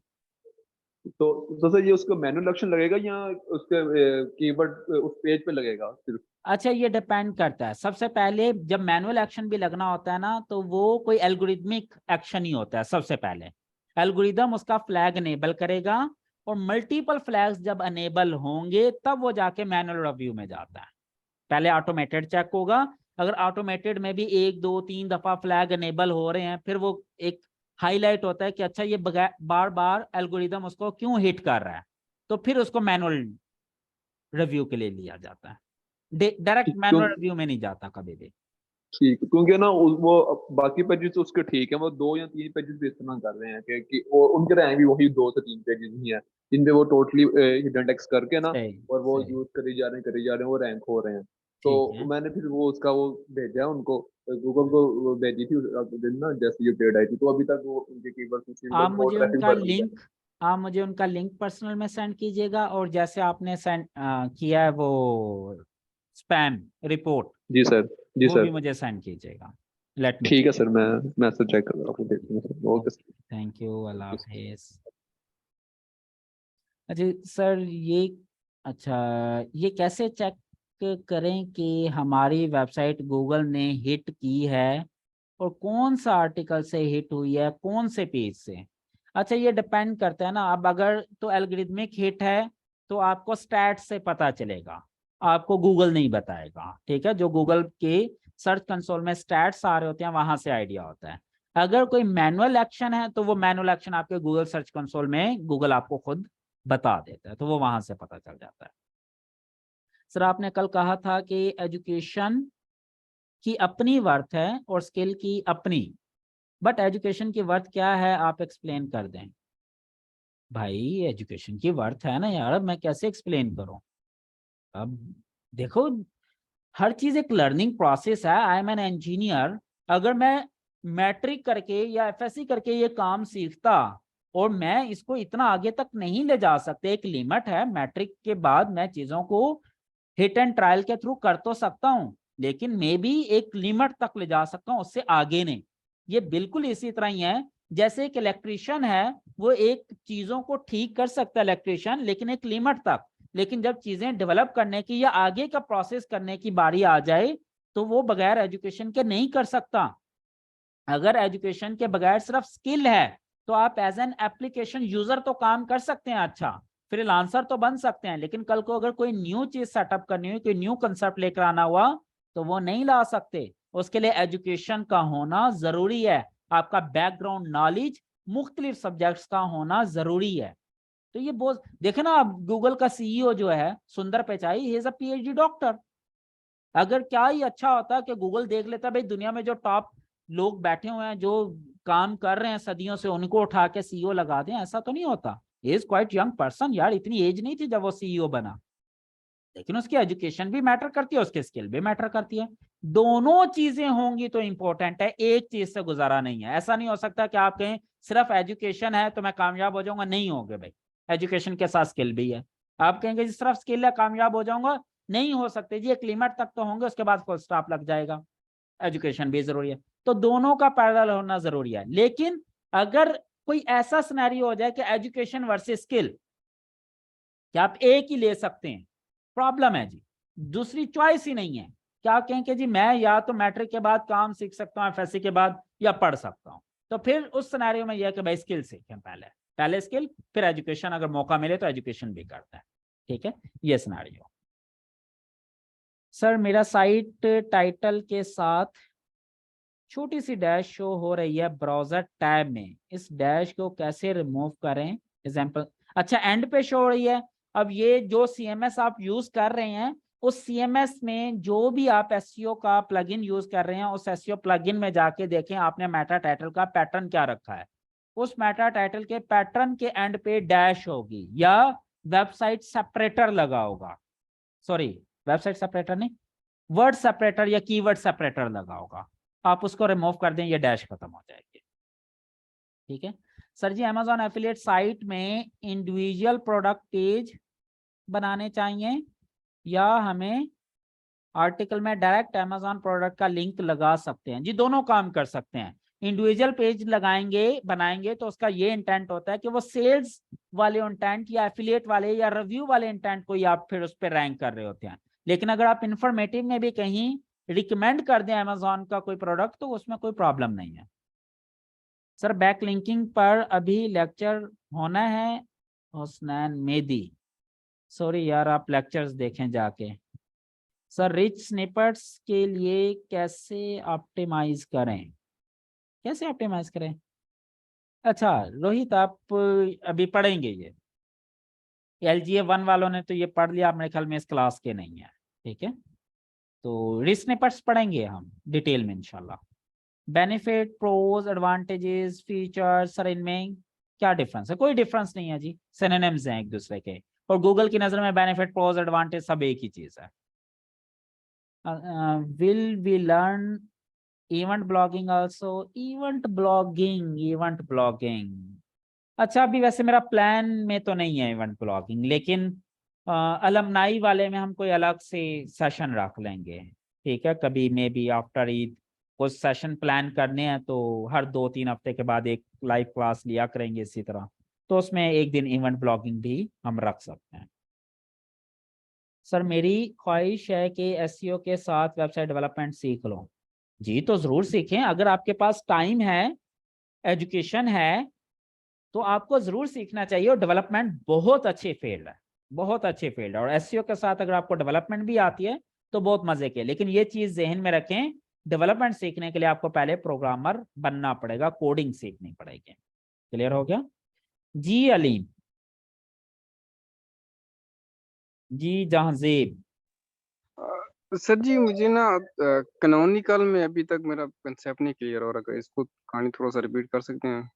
क्वेश्चन पूछें ऐसे में क्या, अगर देखें जनरल चीजें ही पूछनी है तो फिर कैनोनिकल के ऊपर पूरा लेक्चर आप वो जाके दोबारा सुन लें। लेकिन अगर कोई एक स्पेसिफिक चीज है कि ये क्यों है कैसे है, वो आप पूछें, वो तो मैं फिर बता दूंगा। नहीं मतलब बताओ इसका जो रोल है कि हम कहते हैं ना कि पोस्ट के बाद आप कैनोनिकल चेक करें, तो मुझे इसमें अभी तक वो थोड़ी समझ नहीं कैनोनिकल आ का रही है। लिंक देती है ना यार हम। अच्छा चले मैं आपको एक एग्जांपल करके दिखा देता हूँ। इसका लिंक क्या है, नजर आ रहा है आपको? क्या लिंक है ये? अर्निंग गाइड सर, ये थोड़ा अर्निंग मोबाइल गाइड जी। मैं यहाँ लिख देता हूँ क्वेश्चन मार्क हेलो। लिंक क्या है? अब क्वेश्चन मार्क हेलो हो गया, इसी तरह ही है ना? में। जी सर, जी सर। अब कंटेंट वही है नीचे, ठीक है सर, कंटेंट वही है जो अर्निंग गाइड वाला है। ठीक है तो सर। अब ये डुप्लीकेट कंटेंट हो गया ना, अब यूआरएल ये भी है और अर्निंग गाइड वाला भी है। जी अब मैं सर। गूगल को बताऊंगा कि भाई ये कंटेंट हेलो वाले यूआरएल का नहीं है, अर्निंग गाइड वाले यूआरएल का है, आपने इसे पढ़ लिया है तो कोई बात नहीं, लेकिन इसको कंसीडर ये करना है कि this is for hello guide, sorry this is for earning guide not for hello. अब उसके लिए क्या मैं करूंगा, क्या करूंगा, कैनोनिकल कहां पे, अब जाएं कंट्रोल यू, अब कैनोनिकल, अच्छा कंट्रोल F करके सर्च कर लेते हैं। ये रहा जी। अब देखें कैनोनिकल क्या है इसका, अर्निंग गाइड। हेलो लिखा नजर आ रहा है आपको? जी सर। मैं आपको थोड़ा सा बड़ा कर देता हूँ। अब देखें हेलो लिखा नजर आ रहा है कैनोनिकल लिंक में? सर मैं एक मोबाइल को जूम कर लूँ। अच्छा, मोबाइल पे क्लास ले रहे हैं? सर वो चलो कोई लैपटॉप नहीं का कोई इशू। नहीं, देखें देखें देखें देखें देखें, बाकी लोग भी गौर करें। जी सर एक्चुअल मैं यूआरएल, एक्चुअल यूआरएल है earning guide question mark hello, लेकिन जी सर। कैनोनिकल में मैंने दिया हुआ है सिर्फ अर्निंग गाइड। जी नजर आ रहा है सर। तो अब ये डुप्लीकेट का इशू मेरा रिजॉल्व हो गया, सिंपल। ओके, मतलब इसमें हम एक यूआरएल के लिए एड्रेस को फिक्स कर देते हैं। एग्जैक्टली अब क्योंकि उसके ऊपर कंटेंट सेम है ना, अगर सेम कंटेंट को मुख्तलिफ तरीकों से आप अप्लाई गेट कर सकते हो, एक ही कंटेंट को मुख्तलिफ एड्रेसेस के थ्रू आप ले सकते हो, तो मैं उसे यही कहूंगा ना भाई ये एक एक्चुअल एड्रेस है, मेरा मेन एड्रेस ये है, इसको बस फोकस करो। Okay sir. सर दूसरा ये पूछना था कि आपके पास रैंक मैथ प्लगइन होगा? यार ये मैं इसको इंशाल्लाह प्लान कर रहा हूँ, ईद के बाद अगर मैंने खरीद लिया अपना तो मैं आप लोगों को दे दूंगा, ओके सर। वरना आप फ्री वाला यूज कर लें, कोई भी मसला नहीं है। Okay sir. ओके हाँ ठीक है, ओके, अल्लाह हाफिज जी। नोमान, अच्छा क्वेश्चन है जी, सॉरी सर, LGF1 के स्टूडेंट कब तक इनरोल हो सकते हैं? जी आप ईद से पहले हो जाएं, ईद से पहले तक का टाइम है, कोई मसला नहीं है जी। नोमान, अस्सलाम वालेकुम सर जी। वालेकुम अस्सलाम। सर आगे आपने कहा था कि मतलब गूगल रीड नहीं करता डिस्क्रिप्शन को जो हिडन में होती है, तो जैसे सर कैनवा पर हम कोई भी पिक्चर बनवाते हैं, उसको हाँ एडिट करते हैं, उसमें हाँ जो भी हम एलिमेंट लगाते हैं ना सर, उसके ऊपर हाँ, हमें ऑप्शन मिलता है आल्ट टैग का, डिस्क्रिप्शन का, तो सर उसका क्या मतलब नहीं बेटा, वो देखें देखें देखें, कुछ होता है meta data, that is something जी डिफरेंट। जो मैंने कहा था रीड नहीं करता, उसका मतलब यह है कि वो सोर्स कोड के अंदर एग्जिस्ट ही नहीं करता, एग्जिस्ट नहीं अच्छा करता सोर्स कोड के अंदर। अब जितना मेटा डाटा है ये सोर्स कोड के अंदर एग्जिस्ट करता है। ठीक जो है चीज सोर्स कोड के अंदर एग्जिस्ट करेगी गूगल उसको रीड करेगा, जो चीज सोर्स कोड के अंदर नहीं है, जैसे कि बैक एंड पर कुछ चीजें हम अपने हिंट के लिए दे लेते हैं लेकिन वो फ्रंट एंड पर पब्लिश नहीं है, तो वो गूगल नहीं पढ़ सकता। लेकिन अगर ठीक आपने कोई ऐसा डाटा दे दिया जो फ्रंट एंड पे हिडन है लेकिन सोर्स कोड में अवेलेबल है, गूगल उसको भी पढ़ लेगा, ठीक है। क्योंकि और गूगल सर ने ये व्यू सोर्स देखना होता है, ये वाली चीज पढ़नी होती है, ये फाइल पढ़ता है गूगल। ठीक है ठीक है सर। जी। और सर जो सर एक होता है फेसबुक पिक्सल, सर ये कोई फेसबुक पिक्सल, जी सर ये जी कोई कोर्स है ये कंप्लीट, ये क्या चीज़ है सर, इसके बारे में थोड़ा सा बता दें। यार फेसबुक पिक्सल का पता है किसे कहते हैं? नहीं सर वो मैंने पिक्स- कोर्स किया था ना, उसमें बताते हैं कि ट्रैफिक आती है, कोई ईमेल नहीं वगैरह सेव सिंपल, होती वो है। छोड़ दो वो छोड़ दो, सिंपल पिक्सल की बात करो, पिक्सल किसे कहते हैं? पिक्सल का नहीं पता सर। देखें पिक्सल एक डॉट होता है, जैसे ये मेरी स्क्रीन है ना, फॉर एग्जांपल इसकी रेजोल्यूशन है, इस ऐसे एग्जांपल दे रहा हूँ कि जी जी सर 1000 पता बाय चल गया 1000, मुझे, तो चल गया इसमें पता 1000 पिक्सल। रोज हैं, 1000 कॉलम है, तो जो ठीक एक है बॉक्स बनेगा ना वो क्या है, एक पिक्सल। अब जो बॉक्स होता है ना वो एक सॉलिड कलर का होता है, एक पिक्सल में एक ही कलर होगा जो भी होगा, फिर ठीक है मुख्तलिफ पिक्सल को मिला के, मुख्तलिफ कलर्स को मिला के हम पूरी पिक्चर बना रहे होते हैं। अब वो जो पिक्सल होता है ना वो बड़ा एक छोटा सा होता है, अगर आपका RGB पिक्सल है, 8 बिट मैप प्लेन यूज कर रहे हैं, तो वो 3 बाइट का एक पिक्सल बनेगा, 3 बाइट का एक पिक्सल। अब ये ओके पिक्सल बड़ी छोटी सी क्वांटिटी होती है, अब हम इसको क्या करते हैं, इसको करते हैं यूज फॉर द ट्रैकिंग। ठीक है अब मैं क्या करता हूं, FB पिक्सल को सेट कर लेता हूं अपनी वेबसाइट के ऊपर। अब मुझे ये पता चल जाता है अगर मेरी ई-कॉमर्स वेबसाइट है कि कितने लोग ऐसे हैं जिन्होंने मेरी प्रोडक्ट ओपन की, ऐड टू कार्ट किया लेकिन ऑर्डर नहीं प्लेस किया। जी ऐड टू कार्ट तो कर लिया लेकिन ऑर्डर प्लेस नहीं किया, या कितने लोग हैं जिन्होंने मेरी ये वाली प्रोडक्ट ओपन की है, ये कहां से पता चला होता है, FB पिक्सल से। अब अगर मैंने सोशल मीडिया मार्केटिंग करनी है इस तरह से कि एक बंदा, अब जैसे फॉर एग्जांपल मैं हूं, आपकी वेबसाइट है, आपकी वेबसाइट में माउस भी है, कीबोर्ड भी है, मोबाइल स्टैंड भी है, टेबल इसे क्या कहते हैं यार, टेबल क्लॉक भी है, फ्लैग भी है, मुख्तलिफ चीजें हैं, लेकिन जी मैं सर सिर्फ माउस को बार बार देख रहा हूं, माउस को जी बार बार देख रहा हूँ, तो अब आप चाहेंगे कि जब मेरी वेबसाइट की सोशल मीडिया मार्केटिंग हो तो इस बंदे को माउस नजर आना चाहिए, ये चीज नजर नहीं आनी चाहिए, क्योंकि ये बंदा तो इंटरेस्टेड ही नहीं है इसमें।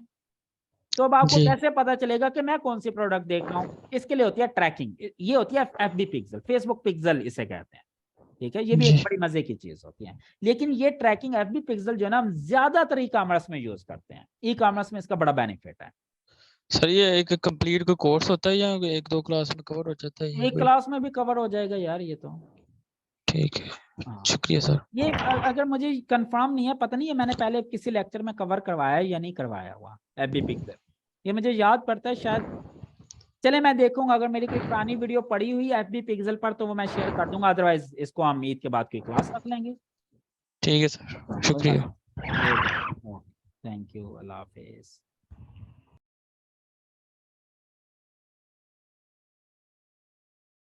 इज इट पॉसिबल अगर हम ईद के बाद ज्वाइन कर सकें? जी अगर कोई इशू है तो ईद के बाद ज्वाइन कर लीजिएगा, कोई मसला नहीं है। सर सोशल सिग्नल्स के लिए हम फेसबुक पेज बनाएं अपने ब्लॉग के नाम से या पर्सनल प्रोफाइल से शेयर कर सकते हैं?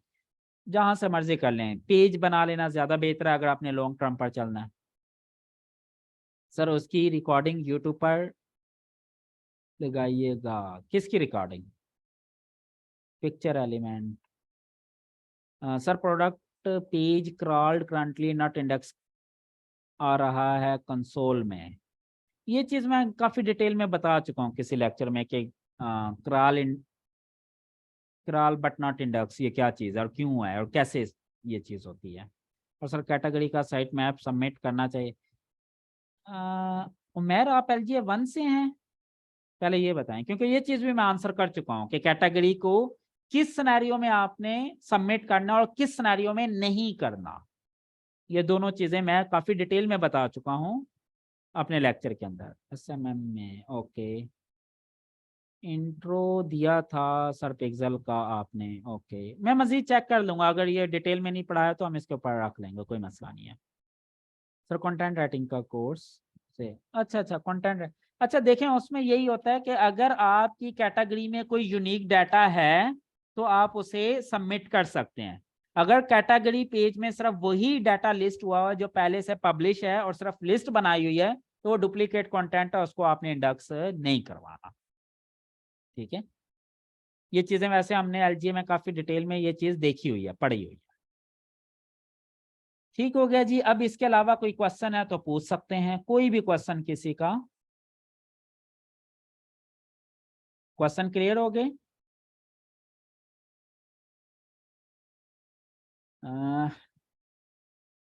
गूगल अपडेट, अच्छा गूगल में जो अपडेट आते हैं उसका कैसे पता चलता है? अच्छा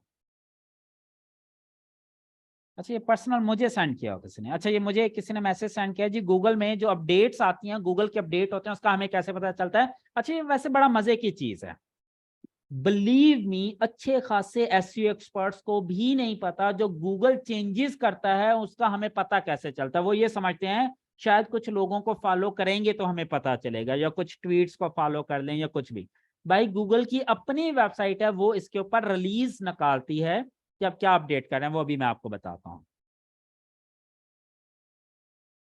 गूगल, एक मिनट मैं शेयर कर लूँ पहले आपके साथ स्क्रीन ताकि मैं आपको बताऊं। भाई गूगल पे जाएं, developers.google.com ओपन कर लें। स्क्रीन शेयर हो गई है मेरी आपके साथ?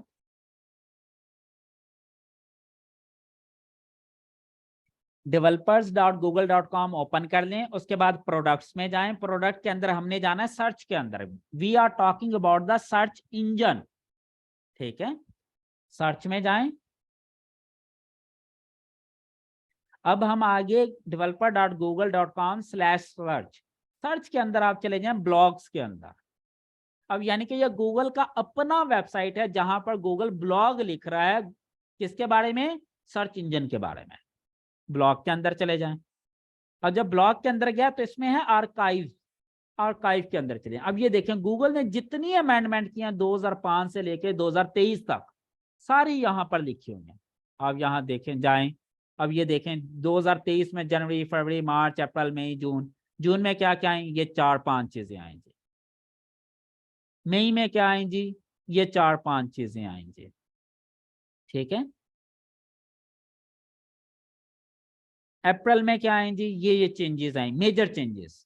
मार्च में क्या आएंगी, ये मेजर चेंजेस आए। फरवरी में क्या आएंगी, ये मेजर चेंजेस आए। जनवरी में क्या आएंगी, ये मेजर चेंजेस आए।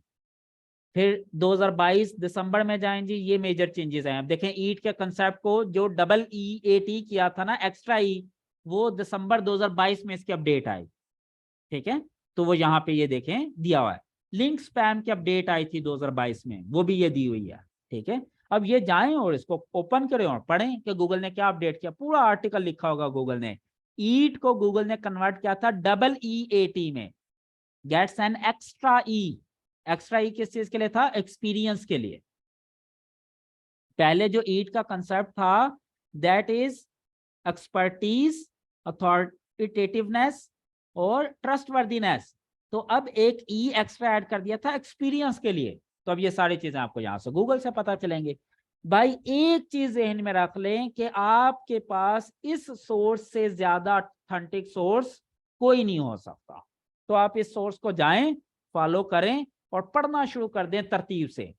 बेसिक एसईओ के कंसेप्ट आपको आते हैं, बेसिक एसईओ का तरीका आपको आता है, उसके साथ साथ आप ये आर्काइव्स को पढ़ना शुरू कर दें, आप मास्टर हो जाएंगे एसईओ के, मास्टर, ठीक है। समझ लगी ये चीज? इसमें कोई इश्यू है तो आप पूछ सकते हैं। सर अब गूगल का SVE न्यू अपडेट आएगा तो उसका ब्लॉगर को फायदा नहीं है। अब ये पता नहीं जी, मुझे इस चीज का आइडिया नहीं है कि गूगल क्या करने जा रहा है। बाकी अगर गूगल की फ्यूचर प्रेडिक्शन देखनी है तो वो गूगल के ट्विटर हैंडलर्स हैं कुछ, उनको आप फॉलो करें। जैसे गूगल सर्च कंसोल सेंट्रल का भी ट्विटर अकाउंट है, आप उसे फॉलो करें तो आपको वहां से भी काफी कुछ पता चल जाएगा, समझ लग जाएगी। क्लियर हो गई? यहां तक कोई क्वेश्चन है, कोई कंफ्यूजन है, कोई इशू है तो आप पूछ सकते हैं। जी नोमान। सर आपने कल कहा था कि मतलब पहले गूगल था ना, मतलब याहू का सर्च इंजन होता था, तो उस पे जो ट्रैफिक आती थी वो किसी और तरीके से आती थी। आपको लगा कि मतलब इसका कोई फ्यूचर नहीं है, लेकिन इसकी शक्ल चेंज हो गई, अब ब्लॉग की शक्ल में आ गया। तो मतलब शक्ल चेंज आपको भी लगा था कि मतलब ये सारा कुछ खत्म हो गया है, लेकिन ये इसकी मतलब शेप चेंज होगी। और मतलब मिसाल के तौर पर अब अगर ये चेंज होता है तो मतलब क्या शेप होगी इसकी, मतलब आपके हिसाब से? देखो देखो देखो देखो, अगर आपको बेसिक चीजें आती हैं, अगर आपको विंडो एक्सपी चलाना आती थी तो विंडो 7 पर शिफ्ट होना आसान है। एक बंदा जिसने कभी कंप्यूटर नहीं चलाया उसके लिए नई चीज सीखना मुश्किल है। फिर जिसको विंडो 7 आती थी उसके लिए विंडो 10 पर शिफ्ट होना आसान था। You getting my point? जिसको विंडो 10 आती थी उसके लिए विंडो 11 पर शिफ्ट होना आसान था। अब अगर आप कहें कि जी विंडो एक्सपी के बाद तो सारी चीजें ही चेंज होगी, या विंडो 10 या विंडो 11 ने आके तो इतना कंसेप्ट चेंज कर दिया, तो ये मेरे लिए है ही नहीं, तो ये गलत बात है। जी सर, ठीक है। आप अपडेट कर रहे हैं ना, आपने अगर पुरानी चीजें आती हैं तो नई चीजों पे अपडेट करने में चीजें इजी होती हैं। अब हम पहले थे याहू के जमाने के लोग, जब याहू ने जाके वो चीजें गूगल ने आके टेक प्लेस करना शुरू किया तो हमें लगा गूगल तो काम ही बड़े डिफरेंट तरीके से करता है, अब पता नहीं ब्लॉगिंग में हमारा क्या बनेगा। लेकिन फिर हमें लगा कि नहीं यार, अगर हम याहू कर सकते हैं तो गूगल पे थोड़ा टाइम लगा, हमने वो भी कर लिया। जी sir. You getting my point? तो भाई अब अगर आप ये एसईओ ब्लॉगिंग कर रहे हैं और कल को अगर इसकी शेप चेंज हो जाती है अगर, तो आपको मसला नहीं होगा, क्योंकि ये बेसिक चीजें आपको आती हैं, आपने तो सिर्फ अपने आप को अपग्रेड करना है ना। अब एक ऐसा बंदा जिसको कुछ भी नहीं आता वो नए सिरे से आएगा तो उसको प्रॉब्लम होएगा। ठीक है सर, शुक्रिया। Getting my point? Yes sir. Okay जी, अल्लाह हाफिज। कोई और क्वेश्चन है जी? सर जी GA4 पे लेक्चर होगा? पता नहीं यार ये GA4 क्या चीज है। ओके जी, ठीक है जी, थैंक यू सो मच। अपना ढेर सारा ख्याल रखिएगा। अल्लाह हाफिज। सॉरी, अच्छा गूगल एनालिटिक्स 4, जी जी हम कर लेंगे इसको, करेंगे करेंगे करेंगे करेंगे। अच्छा GA4 लिखा हुआ था तो मुझे तो वो कुछ और ही समझ लग रहा था। हाँ, गूगल एनालिटिक्स 4 आ चुका है, लॉन्च हो चुका है। तो हम उसको भी इंशाल्लाह ईद के बाद ये भी। अच्छा अभी मैं ना आज या कल एक पोस्ट करूंगा ग्रुप में, उसमें मैं आपसे सजेशन लूंगा कि मजीद कौन कौन से टॉपिक पढ़ना चाहते हैं। तो उसमें जो जो आप लिखेंगे ना 1 2 3 4 5 7 10 टॉपिक, मैं देखूंगा कि उसकी कौन किसकी वर्थ ज्यादा है, तो उस तरतीब से मैं एक लिस्ट बना लूंगा, वो इंशाल्लाह सारी चीजें मैं कवर करवाऊंगा आप लोगों को। क्लियर हो गया?